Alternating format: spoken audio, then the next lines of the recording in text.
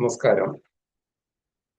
മഹാഭാരത അന്തർഗതമായ ശ്രീമദ് ഭഗവത്ഗീത എന്ന ഗീതാമൃതത്തെക്കുറിച്ച് നമ്മൾ പ്രതിപാദിച്ചു. മഹാഭാരത അന്തർഗതമായ വിശിഷ്ടമായ സ്തോത്രഹാരം ശ്രീ വിഷ്ണു സഹസ്രനാമത്തെക്കുറിച്ച്, വിഷ്ണു സഹസ്രനാമത്തിന്റെ പശ്ചാത്തലത്തെക്കുറിച്ച് അല്പം ചില കാര്യങ്ങളാണ് ഇപ്പോൾ പറയാൻ ഉദ്യമിക്കുന്നത്. ശ്രീ വിഷ്ണു സഹസ്രനാമ സ്തോത്രം വിഷ്ണു ഭഗവാന്റെ 1000 നാമങ്ങൾ കോർത്തിണക്കിയ ഒരു ഹാരമാണ്. സഹസ്രനാമം എന്നതിന് 1000 നാമങ്ങൾ എന്ന് മാത്രമല്ല, എല്ലാ നാമങ്ങളും എന്നും ഒരർത്ഥം പറയാറുണ്ട്. ഭഗവാന്റെ എല്ലാ നാമങ്ങളും സർവം വൈ സഹസ്ര, സർവ്വതും എന്ന അർത്ഥത്തിൽ സഹസ്രം എന്ന വാക്ക് ഉപയോഗിക്കാറുണ്ട്.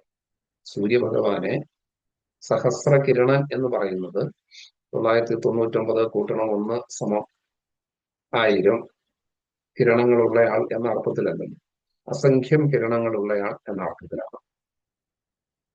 അതുപോലെ സഹസ്രനാമം എന്ന വാക്കിന് സർവനാമങ്ങളും എന്നൊരർത്ഥമുണ്ട്. സഹസ്രനാമങ്ങൾ നമ്മുടെ ആധ്യാത്മിക സാഹിത്യത്തിൽ അനവധിയായിട്ടുണ്ട്. പ്രസിദ്ധമായ ശ്രീ ലളിതാ സഹസ്രനാമം, വേദസാര ശിവസഹസ്രനാമം, അങ്ങനെ നിരവധിയായ സഹസ്രനാമങ്ങൾ ഉണ്ടെങ്കിലും സഹസ്രനാമം എന്ന് മാത്രം പറഞ്ഞാൽ വിഷ്ണു സഹസ്രനാമം എന്ന് മനസ്സിലാക്കണം എന്നാണ് പ്രസിദ്ധി. വിഷ്ണു സഹസ്രനാമ സ്തോത്രമാണത്രേ ആദ്യമായി രൂപം കൊടുക്കുന്ന സഹസ്രനാമ സ്തോത്രം. വിഷ്ണു സഹസ്രനാമം മഹാഭാരതാന്തർഗതമായി ഭീഷ്മ യുധിഷ്ഠിര സംവാദ രൂപത്തിലാണ് ആവിർഭവിക്കപ്പെടുന്നത്. യുധിഷ്ഠിരന്റെ ചോദ്യത്തിന് മറുപടിയായി ഭീഷ്മ പിതാമഹൻ പറഞ്ഞു കൊടുക്കുന്ന ഉപദേശങ്ങളുടെ ഭാഗമായിട്ടാണ് സഹസ്രനാമ സ്തോത്രം ആവിർഭവിക്കുന്നത്. മഹാഭാരത യുദ്ധം കഴിഞ്ഞ് ഭരണാധികാരിയായി തീർന്ന യുധിഷ്ഠിരൻ പല കാരണങ്ങളാലും അസ്വസ്ഥനായി തീർന്നു. അദ്ദേഹത്തിന് രാജ്യ ഭരണാധികാരമോ വിജയമോ ഒന്നും അദ്ദേഹത്തിന് ആസ്വാദ്യത, സുഖം, ശാന്തി നൽകുന്നുണ്ടായിരുന്നില്ല. അദ്ദേഹം വളരെയധികം അസ്വസ്ഥനായി. അർജുനന് യുദ്ധത്തിന് മുമ്പ് ശ്രീകൃഷ്ണ ഭഗവാനിൽ നിന്നും പ്രീ കൗൺസിലിംഗ് ആയിട്ട് ശ്രീമദ് ഭഗവത്ഗീത ലഭിച്ചിരുന്നു. എന്നാൽ യുധിഷ്ഠിരന് അങ്ങനെയൊരു അഡ്വൈസ് കിട്ടിയിട്ടുണ്ടായിരുന്നില്ല. അദ്ദേഹം അസ്വസ്ഥനായി. ശ്രീകൃഷ്ണ ഭഗവാനോട് അദ്ദേഹം തന്റെ പ്രയാസങ്ങളെ വിവരിച്ചെങ്കിലും ഭഗവാൻ നേരിട്ട് യുധിഷ്ഠിരനെ ഉപദേശിക്കാൻ ഉദ്യമിച്ചില്ല. കാരണം മഹാഭാരത യുദ്ധത്തിന്റെ സൂത്രധാരൻ ശ്രീകൃഷ്ണ ഭഗവാനാണെന്നും യുദ്ധത്തിലെ എല്ലാ ഇടപെടലുകളും ഭഗവാന്റെ നിർദ്ദേശാനുസരണമായിരുന്നെന്നും വ്യക്തമായ സ്ഥിതിക്ക് ഭഗവാൻ നൽകുന്നതിന് മുൻവിധിയോട് കൂടിയിട്ട് ആ ഉപദേശത്തെ യുധിഷ്ഠിരൻ സ്വീകരിച്ചേക്കാൻ ഇടയുണ്ട് എന്നതാണ് ഒരു കാര്യം.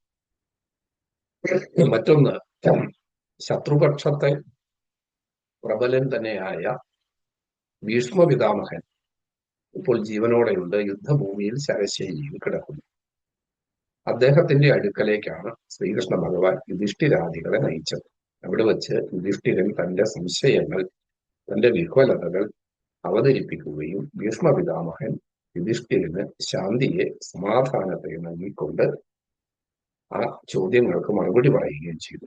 ഇവയുടെ ഭാഗമായിട്ടാണ് വിശിഷ്ടമായ ശ്രീ വിഷ്ണു സഹസ്രനാമ സ്തോത്രം ആവിർഭവിക്കുന്നത്. ഭീഷ്മ യുധിഷ്ഠിര സംവാദ രൂപത്തിൽ മഹാഭാരതാന്തർഗതമായി ആവിർഭവിച്ച വിഷ്ണു സഹസ്രനാമ സ്തോത്രം മഹാഭാരതത്തിൽ നിന്നും പുറത്തു കടന്ന് ആസേത് ഹിമാചലം എന്ന് വേണ്ട ലോകമാസകലം ഭക്തജനങ്ങളുടെ ഉപാസനാ മന്ത്രമായി, സ്തോത്രോപാസനയ്ക്കുള്ള വിശിഷ്ടമായ ഉപാധിയായി പരിണമിച്ചിരിക്കുകയാണ്. വിഷ്ണു സഹസ്രനാമ സ്തോത്രത്തിന്റെ മന്ത്രമധുരമായ ബീജികൾ നമുക്ക് ഏവർക്കും അനുഗ്രഹത്തെ പ്രദാനം ചെയ്യട്ടെ. ഹരേ കൃഷ്ണ.